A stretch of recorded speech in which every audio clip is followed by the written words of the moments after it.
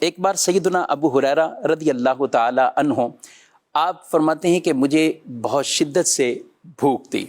اور بھوک کی حالت کبھی کبھی ان کے ساتھ ایسی بھی ہو جاتی تھی کہ فرماتے ہیں کہ میں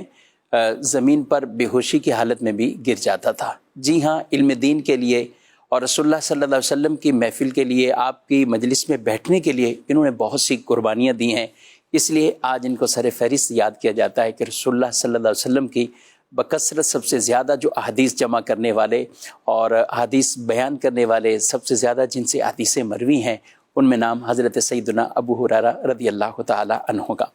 آپ فرماتے ہیں کہ ایک مرتبہ ایسا ہوا کہ اتنی بھوک کی شدت تھی کہ میں نے مختلف لوگوں سے کچھ سوالات کرنا شروع کیے، اور جب میں ان سے سوالات کرتا،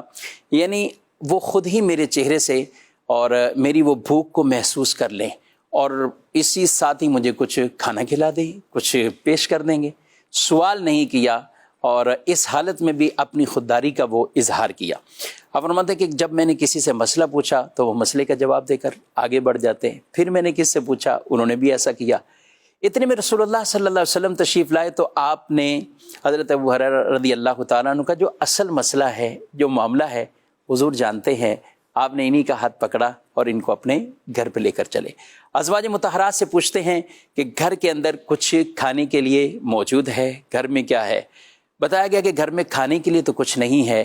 البتہ ایک دودھ کا پیالہ ہے، آپ کی بارگاہ میں ہدیہ ہوا ہے، تو بس یہی ایک پیالہ ہے دودھ کا۔ آپ صلی اللہ علیہ وسلم نے حضرت ابو ہریرہ رضی اللہ تعالیٰ عنہ ان سے فرمایا کہ جاؤ اور صفہ کے مقام پر جتنے بھی اصحاب ہیں ان سب کو بلاؤ، گویا کہ رسول اللہ صلی اللہ علیہ وسلم نے تمہارے لیے مشروب کی دعوت کی ہے۔ اب ذرا خود اندازہ کیجئے ناظرین کرام، جب خود بھی بھوک لگی ہو، ایسی حالت اور کیفیت ہو، اور وہیں رسول اللہ صلی اللہ علیہ وسلم کے پاس ایک ہی پیالہ موجود ہو دودھ کا، اور پھر آپ فرمائیں کہ دوسروں کو بھی بلا کر لاؤ۔ حضرت ابو ہریرہ رضی اللہ تعالیٰ عنہ کہتے ہیں کہ میں وہاں سے نکلا اور میں نے اصحاب کی طرف گیا تو 70 افراد وہاں موجود تھے، اور ان 70 افراد کو آپ لے کر جب بارگاہ رسالت میں حاضر ہوئے تو رسول اللہ صلی اللہ علیہ وسلم نے حضرت ابو ہریرہ سے ہی فرما دیا کہ ان کو دودھ بھی تم خود ہی پلاؤ۔ جو سب سے پہلے آنے والے اور بھوک کی شدت بھی ہے جنہیں، انہیں ڈیوٹی یہی مل رہی ہے کہ دودھ بھی تم ہی پلاؤ۔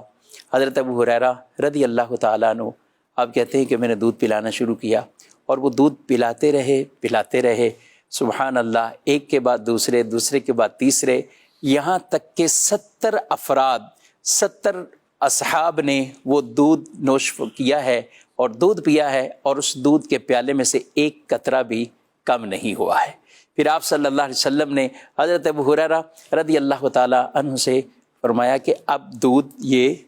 خود پیو۔ حضرت ابو ہریرہ رضی اللہ تعالیٰ عنہ نے پیا، پھر فرمایا اور پیو، پھر پیا، یہاں تک کہ فرماتے ہیں سیر ہو گیا، اور پھر رسول اللہ صلی اللہ علیہ وسلم نے وہ دودھ آپ نے نوش فرمایا۔ سبحان اللہ، یہ حضور علیہ السلام کا عظیم معجزہ، اور صرف ایک ہی نہیں، ایسے کئی معجزات ہیں کہ جہاں تھوڑا سا کھانا وہ کثرت کے اندر بدل گیا۔